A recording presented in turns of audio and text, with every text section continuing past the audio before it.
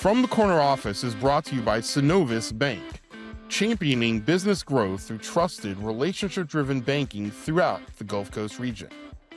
Jack Cox is one of the steady eddies of the Sarasota-Manatee business and civic community, someone who's been a constant leadership presence for decades, from Halfacre Construction to the Argus Foundation to FCCI Insurance and much more. The Business Observer writes regularly about go-to leaders like Jack, both in print and online.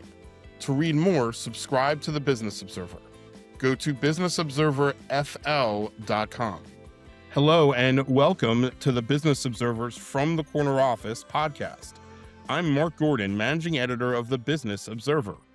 Today's guest is Jack Cox, president and CEO of Halfacre Construction. Jack, welcome and thanks for being here. Thanks for having me, Mark. Excellent. You and I have known each other quite some time, going back to, I believe I've written about Halfacre many times, but also wrote once a story about your farm, I believe. The miniature cows? Yes. Yeah, I became an outcast going in and buying feed at the stockyard monthly. When I would go in there and order feed, they would say, "That's the guy with the small cows. Your dad would be ashamed of you." So Hold your head in shame, small cow right. man. They were easy to take care of, though. That's as I say today and said then, that's a pretty awesome hobby, and I always enjoy writing about these cool things that our leaders do in our community. All right, Jack, we're going to get into Halfacre Construction and your career and leadership and your views on leadership, but let's get our audience to know you a little bit better with first ever. So, Jack, what was your first car? I had it was a clunker too. I had a 77, I think it was an Oldsmobile Century or something like that. Buick Century is what it was. It was a large boat, and it was a great one because it was safe. It got low gas mileage, meaning I got 6, 7, 8 miles a gallon. I couldn't really go too far. It had no heat or air conditioning in it, so I didn't want to be in the car too long. It was a good gift that my parents had given me. Yes, my first car was a 1981 Oldsmobile Cutlass. Yeah. Same car, and I learned a lesson about paying attention to the gas monitor because my dad actually drove it, and he was the one that ran out of gas, and man, was he pissed. Well, it was one of those cars that after it got past half full, it just rocketed to the bottom. To the bottom, yeah. And what did I know at 17? So, all right, excellent. What was your first job? What was your first real job, Jack? So my first real job was at Halfacre Construction. I started in June of 1985. I made $4.25 an hour, which was big money. Big money grip right there. I was a laborer for Halfacre Construction. Obviously, I was working for my dad, and he told me that not to tell people how much money I was making. That $4.25 was more than most, well, all 15-year-olds at the time. Excellent. What was your first concert? Who was your first concert? That's embarrassing. I went to with a friend and their parents. They took us to Billy Joel. Although the concert was awesome at the time, we were hoping to go see the Police or something else like that. But our first concert was Billy Joel. I don't think that's that embarrassing. He's kind of rekindled his career various times. It was a great concert, and I still remember it. Yeah. But I was hoping for the Police, I think. Excellent. All right, Jack, we're going to start with Halfacre Construction. You mentioned your dad and working there, and before we met, I wonder if other people have made this mistake. I always thought that there was not a Halfacre, that the name of the company was a word play on acres of land, but there actually is a Halfacre. Tell us about Halfacre Construction. Let me see. Yes. The guy in the corner is Bill Halfacre, and Bill was great. Everybody, Bill was quiet. He was a great businessman in town. He did a little bit of real estate development, but Bill started Halfacre Construction in 1970. He started Halfacre Construction after he was fired by Arthur Ruttenberg, and Bill said that was one of the best experiences of his life because it made him a better contractor. And in 1970, Bill was building homes out on Siesta Key, split level homes, nothing too big. And in 1984, my dad bought the company, and he got rid of all residential construction at that point and focused on commercial. And so you've been with the company, as you said, since when you were a teenager. Tell us about kind of the trajectory of the company. You guys do some pretty major work. I know you've done SRQ work, SRQ airport work, schools, commercial buildings. Tell us about the trajectory of Halfacre over the last few So decades. in the 80s, a big project for Halfacre Construction was probably 10,000 square feet. That would be a big building. In the late 80s, we built a project called Newpar, which was a huge project. It was 285,000 square feet in Northgate, and it was a company that automobile company that moved down here from Detroit. And then other significant projects in the 90s, the projects just kept getting bigger, was Latin Equipment. Of course, PGT was 430,000 square feet, which is off I-75. I'm still very proud of that. I worked on that project myself. We did that whole project in 6 months. It was a lake that was, we moved out. We had great subcontractors on that project. Probably one of my favorite projects. And then we started getting into, a little more government work. Dad always it was a hard bid market, and the market changed towards construction management in early 2000s, and I think we were a little late to the game on that. We were still hard bidding projects and doing smaller projects, but over the years, we moved our focus to, we still do a tremendous amount of nonprofit work, but also we do, the majority of our work are government type projects. Yeah. So what is there sort of, if you're, I don't know, talking to an investor, maybe say a potential client, what sort of a landmark project? You mentioned PGT. What sort of defines Half Acre Construction? Because we've been in business 55 years, we have built just about everything. So depending on what type of customer I'm meeting to, I may point them towards a PGT along 75 if they're a manufacturing company.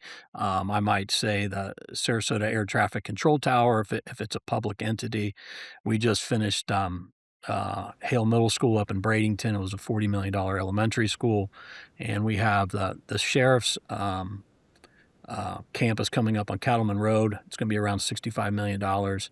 But we also do about 15 years ago, we started a kind of, I wouldn't call it a division, but just another area of focus where we do road and utility projects. And we do about 30% of our work are road and utility projects. They're public projects. So one of the projects we have going on right now is on 75th Street up in Manatee County. The project is a $35 million road widening project, extension of utilities. A lot of people don't know that Half Acre Construction does those type of projects, but we're doing those type of projects from Charlotte to Manatee County right now. Yeah, so a lot happening. And then outside of Half Acre Construction, Jack, over the years I've known you, you've been involved in a sort of civic nonprofit world. What Tell us a little bit about that and what sort of motivated you to do these things that are pretty much far removed from the grind of putting roads or buildings together. Yeah, that's been a passion of mine. That was something that my dad instilled in me at a young age about giving back to the community. I mean, the community's been very generous to our family and Half Acre Construction, so we do give back quite a bit.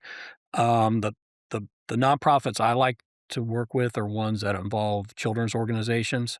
That's a real passion of mine, whether it be Special Olympics, Big Brothers Big Sisters, the Boys and Girls Club, and I've been on the board of Light Share slash First Step for many years. And the reason of that is because the mothers and infants program that they have there at Light Share. It's an amazing program. Yeah, moving over to leadership, Jack, and that is a great program. What's one characteristics you feel like every leader should have? I would say it's probably consistency. And I think leaders can have all different qualities, but I think being consistent with teammates, and I think what's crucial is, and I instill this in our own company, because the company's growing, we have different personalities that are coming into the company. We have people evolving in the company, and as a leader, you need to get people from A to B and to C, and to do that, you have to work with all types of personalities. So it can't be cookie cutter. You have to be flexible on the way you deal with certain personalities. Of course, the more successful they become, there's some ego to it. There's some entitlement to it, and you have to be able to work with those people and to get them to a place where they almost don't know that you're leading them to that place. They arrive on their own at the place you want them to be at. Yeah, so you really have to set that vision, right? How do you do that? How have you done that at Half Acre, sort of set the broad vision so people are all going in that same direction? So I give our teammates the guardrails of where they need to stay in, and how they get from A to B to C. I leave it up to people to be independent and make decisions on that. And there's a lot of pitfalls in that, and it identifies weaknesses. So let's say we have a new teammate that comes on with us. Well, in the first 60 days, you'll be able to tell if he's able to make decisions or not, because other organizations don't give the latitude or the empowerment to so they haven't been trained in that, and they'll fail in the first 60 days with Half Acre. They can't handle that independence of that. And because of that, I feel I get more production out of people. I don't stay on top of them. I actually had somebody, leave once and said I was a micromanager, and I was so disappointed on his exit interview, and I walked into the nearest project manager, and I said, you know, "I wanna apologize if I've been micromanaging you." And he laughed hysterically, and he said, "That's not a characteristic I would say about you." Interesting. Why do you think, I mean, I'm curious what happened to you when you looked back at that, that led that person to think you were micromanaging him? Um I think towards the end, he wasn't producing at the level that he should be producing. So, yes, I started asking more questions, "What's going on?" And I think that led him to leave, and that's not uncommon in an organization. If you feel that there's a problem, you just start to spend a little more time with them. In our organization, that's kind of, that's a first sign that there's a problem. Yeah, and it's, at the Observer Media Group, we had a person who wasn't as successful here as we thought he could have been over the year that he worked here. And in his exit interview, he said there wasn't a manual. And I almost looked at that as a badge of honor, because we're not, there are bigger, obviously, companies, huge construction companies. We're not Gannett. We're not a giant newspaper company, and that's one of the reasons I think we're so successful is because we're not that. We want problem solvers. I mean, tell me about how you approach that from Half Acre's point of view. That's 100% the way our organization is. We're a large construction company, but we're still very nimble, and we can change things depending on what people's needs are. And people do have different needs. We've got 65 teammates right now, and everybody's got different needs and what they want.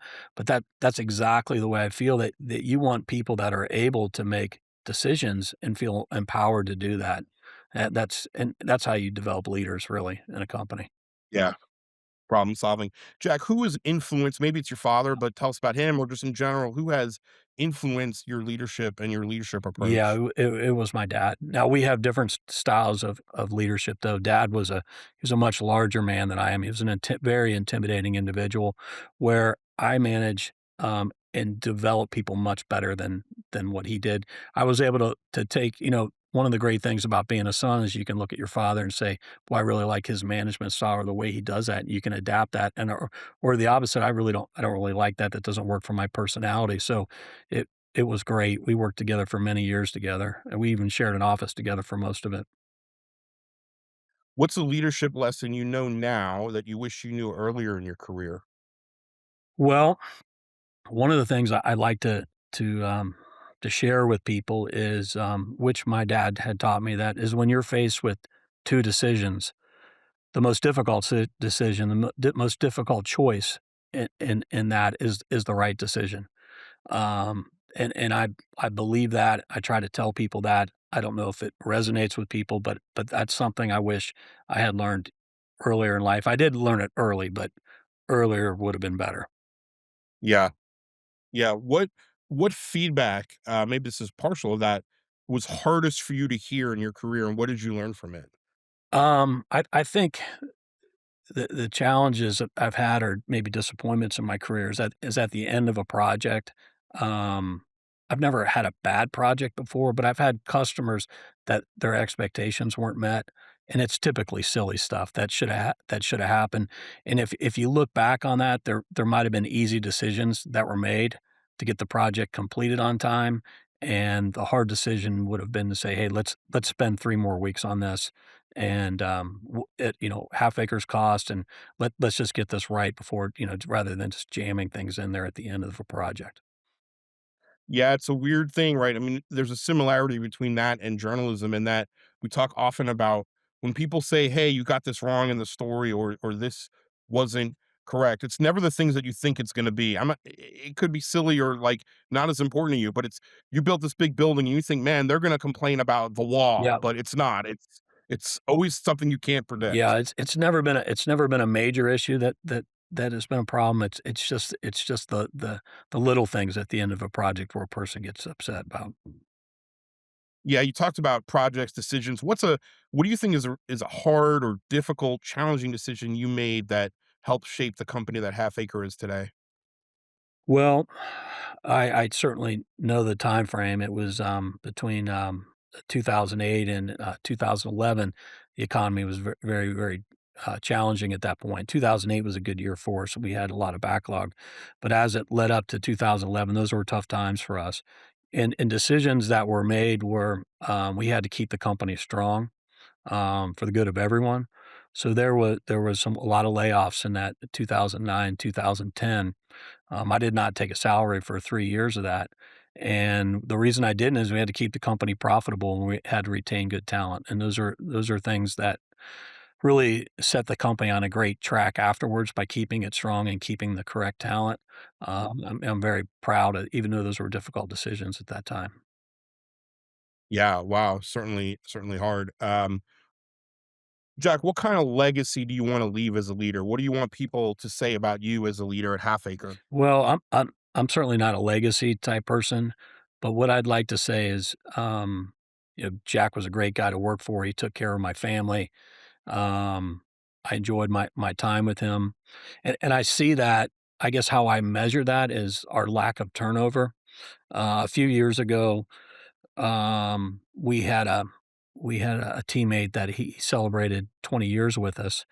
So I sent he and his wife on a trip to anywhere in the world they wanted to for a week, and they chose a cruise in Europe. They had a great time, of course, something they probably would never been able to afford on their own, and now I have to budget that in our because we have so many 20 or tenured employees here at Half Acre Construction. That's pretty awesome. I mean, that's hits the bottom line, but that's a pretty awesome perk though. To I didn't know the ripple effect of that, and people I still have some teammates that won't even take it, um, but they know they can take it any time that they want, but certainly every year we have a 20-year anniversary. Yeah, very impressive, especially for a company that's not, as we said earlier, not a giant, one of these Beck Constructions or just giant They're builders giant. that have, Mhm. hundreds and hundreds of employees. Jack, as we wind down, one last question. We're getting toward almost halfway through 2026. What can we look forward to for Half Acre Construction? What's top of mind for you for the rest of the year? So the things that I focus on are continue to develop younger teammates in the company. We've been very successful with that.